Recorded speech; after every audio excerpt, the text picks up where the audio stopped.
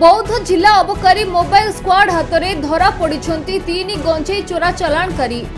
फुलबाणी संबलपुर गंजेई चोरा चालाण हेउथिबा विषय में कौन विशेष सूत्रु खबर पाई बौद्ध जिला अबकारी अधीक्षक शांति मरांडी निर्देश क्रमे बौद्ध जिला अबकारी विभाग mobile squad incharge sub inspector Satyanarayan Pradhan नेतृत्व में बौद्ध कियाकटा ब्रिज छक निकट में छकी रही।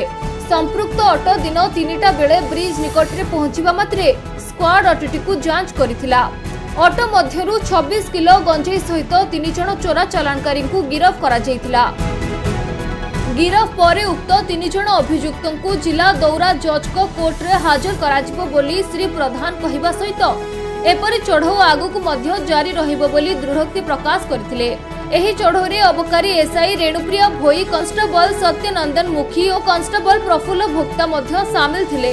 Excise sub inspector district mobile squad बहुत आज आमर यही चढ़ाऊ आमर अबकारी अधीक्षिका श्रीमती शांति मारानी निर्देश रे जारी रही।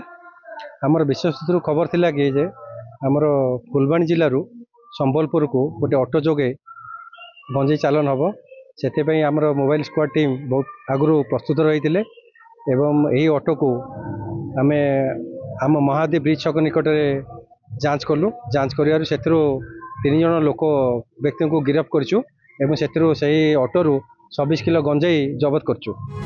बौद्धरू जयानंद मिश्र रिपोर्ट, खबर ओडिशा।